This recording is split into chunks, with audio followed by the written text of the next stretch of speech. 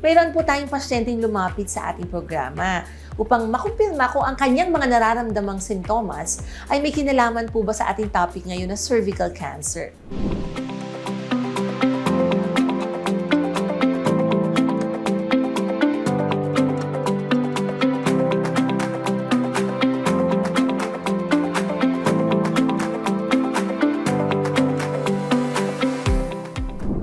Berna, kamusta po yung clinical assessment nyo dito sa ating pasyente? Nung dumating siya sa inyo, ano po yung complaint? And kasi natatakot siya baka cervical cancer. You know, ngayon kasi nakikita natin sa internet, madali silang ang lahat ay may access, no? Nagkaka-idea na pagka ganitong mga sintomas, naku, baka cervical cancer. So I don't know exactly kung ano yung kanyang naramdaman or nakikita. That's why naisip niyang baka ito ang meron sa kanya. Kaya ito naman ang ating programang Doctors on TV ay gusto kong makapaghatid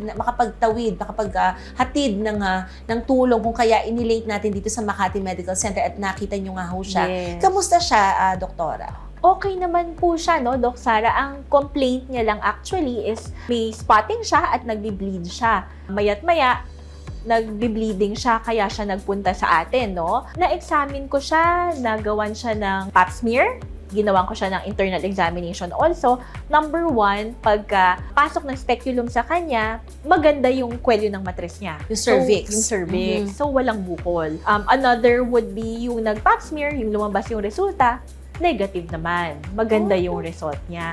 Ang nangyayari kasi sa kanya, Doc Sara, mukhang meron siyang history ng, syempre, pag in-interview ko siya, no, hindi lang agad-agad examinasyon eh. Sa interview niya, naraspa na siya dati. Hindi niya lang nakuha yung resulta, no? So, bumalik ulit yung pagbi-bleeding niya. So, ngayon, kailangan siyang raspahin. I see. So, basically, hindi sa cervix ang problema. Yes. Kung kaya siya Pero maganda rin yung naging niya, yung naging attitude niya na nag-seek ng consult. Sometimes maganda rin yung may healthy dose of fear ka eh. Oo. Kahit at least, thank God na hindi cervical cancer ang kanyang diagnosis, Yes. no? Kaya hindi lang, I'm happy, no? Hindi lang kapag may pangit na malalang nararamdaman, tsaka lang pupunta agad. Etong si patient natin, very compliant siya eh. Yung sinabing, yung napakiramdaman niya na may nagsaspotting bleeding, sinabihan siya ng doktor niya dati na magpunta agad ng OB, nagpunta siya agad. Ngayon, na-rule out natin na cervical cancer siya. Pero hindi ibig sabihin nun tapos na. Yeah. Kailangan natin imbestigahan bakit nagdudugo at nagsaspotting siya. Kailangan natin ng ibang treatment for her and ibang diagnostic for her. Okay, so with that, ano po yung naipayo niyo sa kanya? Ano po yung mga naging treatment plan niyo para sa kanya? Oo. So, para sa kanya, kailangan ko siyang raspahin para malaman kung ano yung nasa lining ng matres niya at yung nagkukos ng pagbi-bleed niya. Kasi risk factor-wise, wala naman siyang risk factor eh. Wala siyang lahi ng cancer. Hindi siya mataba, no? Hindi siya, kasi yung pagiging mataba, pwedeng mag-cause ng pangit na bukol or pagtubo ng lining ng matres na tuloy-tuloy. Ilang taon na siya, Doktora? 45 years So, old. she's 45. Yes. So, and siya ba ay nagkaanak na? Ano po ang Yes, kanyang... dalawa ang anak niya, kung di ako nagkakamali, dalawa ang anak niya, normal delivery, hindi siya naoperahan dati. Isa lang ang naging partner niya, ang asawa niya. So, cervical cancer-wise, wala siya ng mga risk factor. Normal yung pap smear niya, normal yung kwelyo ng matres niya. In internal examination ko siya, nag-pelvic examination sa kanya, maganda naman ang resulta. Yun nga lang yung sa loob ng matres, which is yung lining ng matres, yun yung mukhang may problema kasi in ultrasound siya, makapal yung lining ng matres. That is why kailangan ko siyang raspahin. I see. Okay. So, well, we're happy that she's cleared from cervical cancer and we still hope that ma-resolve na kung ano yung problema niya doon naman sa matres. Yes. Okay po. And, of course, sa pinag-uusapan natin tungkol po sa cervical cancer. So, generally speaking, kapag naman we're dealing with cervical cancer case po, para ma-confirm yan, what test do you usually request for? Okay. So, syempre, number 1, ang una, para hindi mo pa naman sigurado kung ano yung meron ng pasyente. So, kapag tingin mo ng cervix, normal yung cervix, of course, kailangan mo mag-pap smear. Pero kunwari, pag speculum examination mo, meron ng bukol doon, kailangan biopsy. So, kukurot lang dun sa laman. Pag biopsy, papadala sa laboratory. After ilang araw, may resulta na tayo kung magsasabing cancer yon o hindi.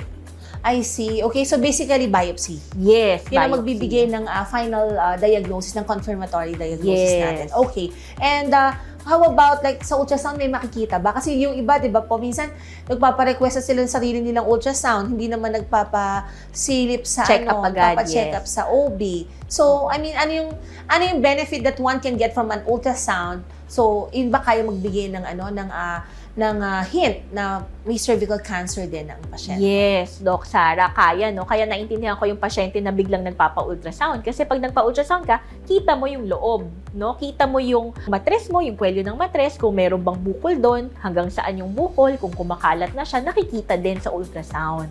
But ultrasound is just one. Yes, just one, pero it will help us diagnose, pero hindi yung pag nakita mo, ay may bukol cancer na agad. Hindi, kasi yung ibang bukol, pwedeng myoma, pwedeng may polyp, Maraming pwede makita. Maraming pwede. So, I see. talagang biopsy ang So importante. basically, kapag meron kang ultrasound result, isa lang yan sa dadalhin mo sa OB also Yes. para tulungan mo ang OB na mabigyan ka ng mas tamang diagnosis. Diagnosis. And hence, correct management as well. Of Okay. course, yes. Oh, okay, in the event that the patient has been diagnosed with, confirmed na may cervical cancer siya, how curable is it, Doktora? Okay. Kapag maaga mo na-diagnose, very curable ito. Kasi kapag maaga mo na-diagnose, pwede mong operahan.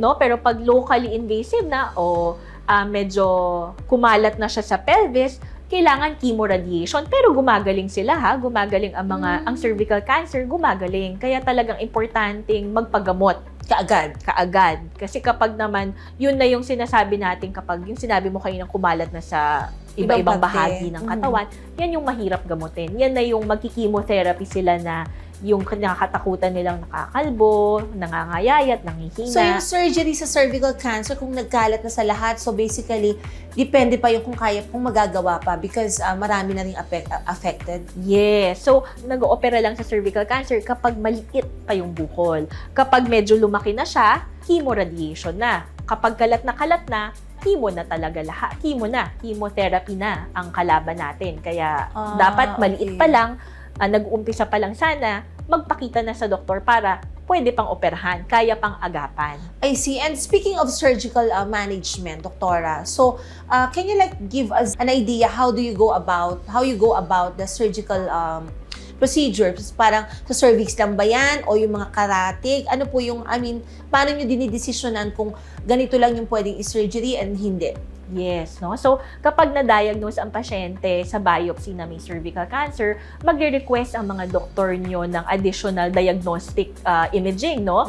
Kapag sa imaging, nagpakita na wala sa kulane, negative yung kulane, walang kalat ng bukol, talagang sa cervix lang at maliit lang, pwedeng operahan. At yung operation nun, ang tawag namin, radical hysterectomy with lymphadenectomy. Meaning radical hysterectomy, tatanggalin yung buong matres kapag ayaw na magbuntis yung pasyente, yung babae. Pero kung bata Tatanggalin pa, pag bata at pa, di pa pwedeng nanganganak.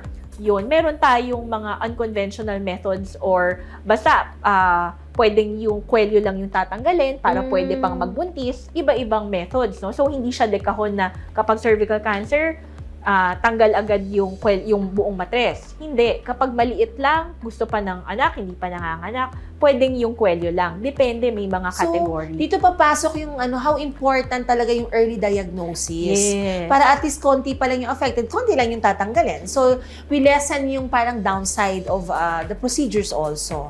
Oo, pero kapag naman nanganak na yung babae, ayaw na magbuntis, no? Kapag cervical cancer na maliit pa, mas magandang tanggalin. Mas maganda yung survival rate. Survival rate. So, depende, yes. Depende. So, it's a case-to-case basis. Yes. Yung iba kasi, Dok, natatakot sila sa magpa-biopsy. Ano ba yung mga ibang unwanted effects of cervical biopsy? Bukod dun sa benepisyo na, syempre malalaman mo nga kung malignant ba yun o hindi. Ano ba yung downside ng pagpapabiopsy? Kasi, syempre ako, tinatry rin natin talaga intindihin yung fears po ng ibang pasyente. Sabihin kasi yung iba, ay, baka mamaya lalong kumalat pag kumuha. Oo. Dok Sara, alam mo, yan yung madalas kong naririnig sa mga patient, no? Dok, pag binayopsy, lalaki yan. Hindi po totoo yun, no? Kapag po merong mali dun sa kwelyo ng matres, may hindi maganda sa kwelyo ng matres, importante pong mabiopsy. Pag binayopsy, ibig sabihin lang nun kakagat, kukuha ng tissue, kukuha ng sample. Pag kumuha ng sample, mababasa ngayon ng pathology o ng laboratory kung ano ang mali dun sa cells na nakuha. No, hindi siya lalaki kasi kukurot lang po siya. Maliit lang, kukuha lang kami ng sample. So, wag po matakot magpa-biopsy kung kailangan. I see. And kamusta ang prognosis po ng pasyente na diagnosed with cervical cancer? Depende yan, Doc Sara. Again, no, kung anong stage siya, kung anong type ng cervical cancer. Marami kasing type ng cervical cancer na histopathologic diagnosis Iba-iba yung klase.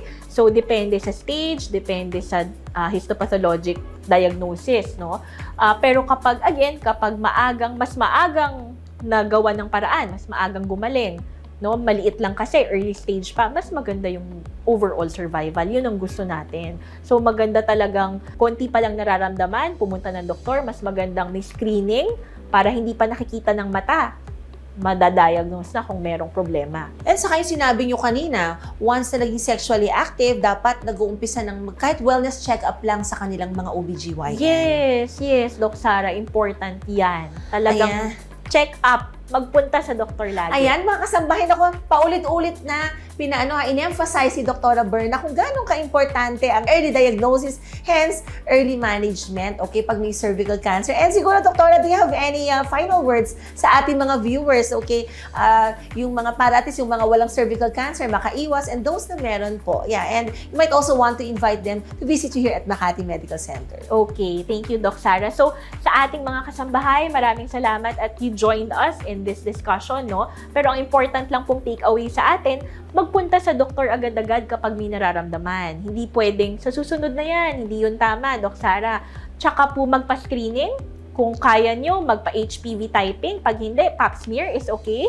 No? Kapag may mararamdaman, punta agad. You can go to me, to Makati Medical Center. You can go to any doctors here. Okay naman po kami sa inyo. Okay, thank you once again, Dr. Bernadette Yap Abela, an Thank you obstetrics po. and gynecologic oncologist from Makati Medical Center. Ayan mga kasambahay, ugaliin po natin i-prioritize ang ating mga kalusugan. Don't let busy schedules or hesitations get in the way of these essential checkups. Our well-being is worth the proactive care.